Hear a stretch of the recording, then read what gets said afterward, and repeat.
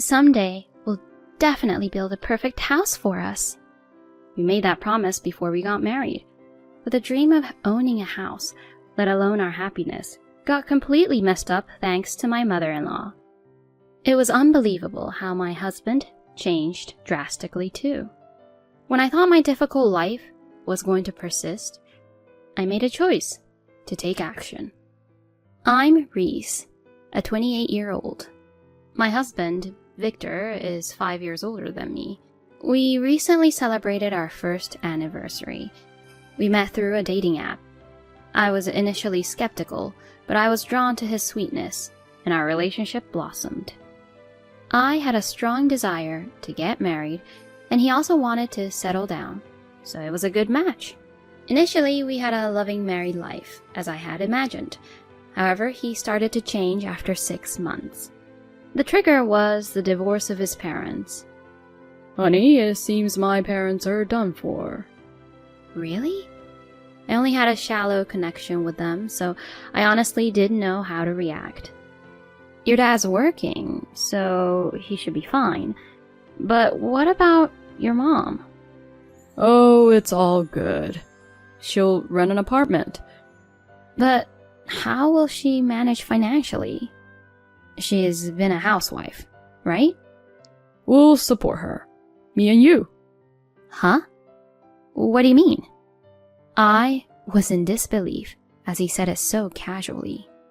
We need to support my mom. Together. Oh, wait a minute. Why should we pay for her rent? She's in trouble, so obviously we must help her. Right? No, if it were only you, I might understand. But why should I? It makes no sense, does it? Come on, honey.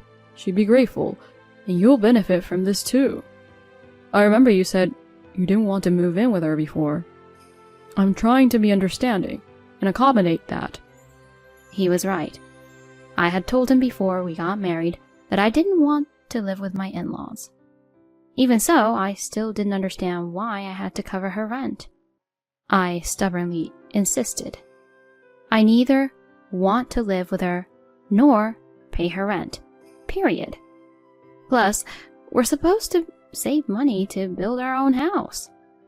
There's no other way. Things have changed, you know. It's not like I've given up on that either. Right now, my priority is Mom. You're being irrational. If you want to support her that much, why don't you pay for it yourself? What? And I have to pay our living expenses? On top of that? It'd wipe out all my spending money. Think about me a little. He let out a heavy sigh, and then he retreated into the bedroom. What's up with that? Why should I be the one getting scolded? Most of all, what's Heather thinking? It's just not right that she's trying to make me pay her rent. The next day, Victor came back home with her in tow. She put on some fake tears and began pleading. Reese, you heard about my divorce, right?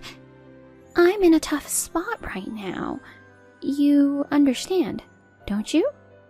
Yeah, sure, but when you split up, it was pretty obvious that you'd have a hard time making ends meet, right? But I couldn't take it anymore. I was tired of being with that stubborn man. Even so. Anyway, I moved to a nearby apartment, so I asked you guys to cover the rent for me. Jeez. It was so presumptuous, and I was about to disagree, but Victor intervened. He stood between us and glared at me. Listen, are you really going to complain when she's desperately asking for help? What's wrong with you? Why should I be spoken to like that? I'm not working to support her, you know? Jeez, you're really heartless. You're just a wife, so listen to what I say. What the heck is that supposed to mean? After that, I continued to be berated by both of them. And eventually, I caved in. I really didn't want her to move in with us, so I reluctantly agreed to pay half of the rent. From then on, she started showing up at our house unannounced almost every day. Oh, Reese, you're home at last. I'm staying over tonight. Again? You stayed over the day before too. Yeah? So what? Anyway, can you make dinner quickly? I'm starving. Even Victor, who was already back home, chimed in. Me too. Hurry up. What's wrong with this mother and son? If they're hungry, why can't they just make something themselves? I'm working too, so why should I take care of them? Heather's audacity didn't stop there. Every time she came over, she would ask me for money. Hey, Reese, I really want to buy some clothes this month. Oh yeah? Then why don't you ask Victor to buy them for you? He needs money for various things, you know. That's why I'm asking you. Please, just $500 would do. I want to save money too, you know. Why are you so stingy? You're so cold for a daughter-in-law. Who demands money from their daughter-in-law in the first place? She's so shameless. Victor, who must have overheard our conversation, intervened. Hey, you can't even lend a mere $500 when she's in such a tight spot? A mere $500? It's a lot of money. I'm working my butt off for it, you know. You're making quite good money, so don't be stingy. You're such a Scrooge. I barely held back the urge to shout back, "Who's talking?" I knew if I did, it would only escalate further. One evening, Victor brought up an idea out of the blue. Honey, you've got a pretty good amount of savings, right? Oh, well. I found his question suspicious, but I responded calmly. I've been saving up for our future home since before we got married. Right. I'm doing pretty well too. So, how about we build a house now? Does it mean we're moving out of here? My hesitant question was met with a cheerful smile. Exactly. Let's find a plot in a nice location. We'll be living there for the rest of our lives. So, let's build our perfect home. Our perfect home. That was something I had wanted for a long time. I wanted to create a lovely house filled with our own preferences. I had always dreamed of it. For me, his proposal sounded so bright and promising. The only way to escape the hell with Heather living nearby was to have a new home far away. I looked him straight in the eyes and answered, I seriously want to consider this. From then on, we started making preparations. We purchased the land we previously had our eyes on, had meetings with construction companies, and juggled those tasks alongside our jobs. Everything seemed to be moving flawlessly. The only concern I had was that the deed of the property was put in Victor's name. It should have been a joint tenancy. When I suggested we share the mortgage and the deed, he insisted that he wanted to handle it, and I reluctantly agreed. He pushed through the loan forcefully, and after various twists and turns, our new home was completed the following year. 2 weeks before the move, Heather came over after a long absence. Long time no see, Reese. I heard the new house is finished. How exciting. Yeah, it's been a while, Heather. Until then, I despised even seeing her face, but knowing we would soon be moving away gave me a sense of relief. However, right after that, she said something unbelievable. We're moving in a little while, right? My room's in the back on the first floor, isn't it? Huh? I couldn't comprehend what she just said about her room for a second. What do you mean by your room? Oh, please. You know what I'm talking about. You had a spacious ensuite made for me, right? Sure, we did, but that's because Victor insisted on making a guest room. It's for my sake. What? I immediately confronted Victor, seeking an explanation. As she said, I had that room made for her. Hold on. Does this mean she's moving in? I didn't agree to that. Is there a problem? You know the house is in my name. Wait, is that why you were so adamant about having your name only? He made a smug smile and said, You're just realizing it now? Watching our exchanges, Heather started giggling. Stunned, I stood there as he waved a piece of paper in front of me. What's that? Take a look. It's a divorce petition form, and it's already signed. You're kidding.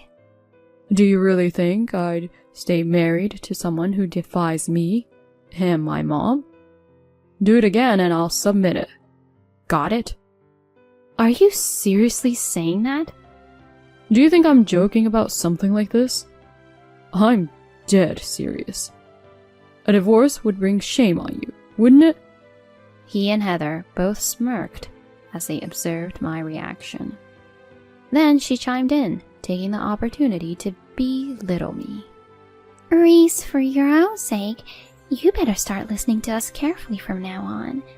After all, you're just a daughter-in-law. You should just keep quiet and obey. Got it? Victor threw the form at me and left the living room with her. I had more than enough. I couldn't imagine living with those two for the rest of my life. I wasn't going to let them have their way. That was the moment when the anger I had been holding back erupted all at once. From the next day on, I started looking for another place while juggling my job, making slow progress with my moving preparations, and trying not to let them find out. I packed my belongings little by little, trying to remain inconspicuous. On the day before our move to the next house, they had gone out to see furniture, leaving me an opportunity. I moved my things into the apartment I had secretly arranged.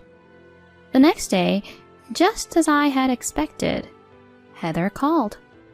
Hey, Reese, it's a moving day, and you've been out since last night. Where have you gone? Well, I have some business to take care of. What's the matter? What's the matter? I've brought some of my stuff to the new place, so open the door for me. Victor hasn't arrived yet either. Anyway, hurry up. She was bossing me around, as if living together was a given. I decided to point out her misunderstanding. Heather, I don't know what you're getting wrong, but my move was yesterday. What? Are you crazy? The move is today, isn't it? No, it was yesterday. Well, at least my move was yesterday. I really don't get what you're talking about. Your move is supposed to be on the same day as Victor's. She was frantically yelling at me to hurry up and get there. I had been waiting for the opportunity to drop the bomb. I'm living alone from today. Living alone? It means please handle your move yourself. It doesn't concern me anymore. What are you telling me, Reese? She was clearly confused. So I continued. In fact, I filed for a divorce from your son. I have no obligation to care about you anymore. Divorce? Wait, you better explain this. I just did. your son threatened me with a divorce. So I went to see a lawyer and filed a divorce petition. Oh, come to think of it, I recall something like that. I can't bear living with insensitive people like you, and I refuse to continue playing a family. So I decided to be single again. Ugh, do you even know what you're saying? At that point, Victor must have arrived, and I heard him asking what was going on. When he learned that I had filed for a divorce and moved to a different place, he angrily took the phone and started screaming. You! What the heck do you think you're doing? What a selfish thing to do! Who'd been selfish all this time? You agreed to cover the rent for your mom and decided to live together without asking me. Do you even understand how I felt while I was living with you guys? Who cares? Just come back quickly. I won't accept the divorce.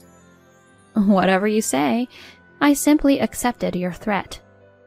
You do understand that it can't be reversed now, right? Who do you think you're talking to?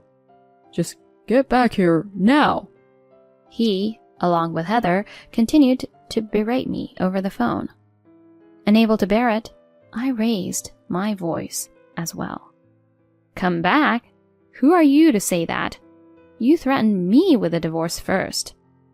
You keep imposing your own convenience on me. You're nothing but trash. I was surprised by my own fierceness. It was evidence of how much stress I kept inside me. Wait, Reese, if we get divorced, what happens to the mortgage? Who cares? You set it up on your own. You were the one who said, I want to handle this. But it was based on our combined earnings. I'm divorcing you, so I don't care. It's none of my business. Darn you. I can't stand being with a low human who can't even consider other people's feelings. I'd rather be alone than live with trash like you. Never get involved with me ever again. Then I hung up the phone. Of course, I made sure to block his calls as well. Afterward, it's needless to say what happened to that mother and son. Initially, Victor managed to pay the mortgage, but he hit his limit after 4 months. It was obvious that he couldn't have continued with the repayment of the loan that was set up by relying on my salary. As a result, he had to sell the new house. However, even after deducting the selling price, the mortgage remains. Currently, he lives in an apartment with Heather, struggling with the monthly payments. The life Heather envisioned is far from reality, marked by constant arguments between them.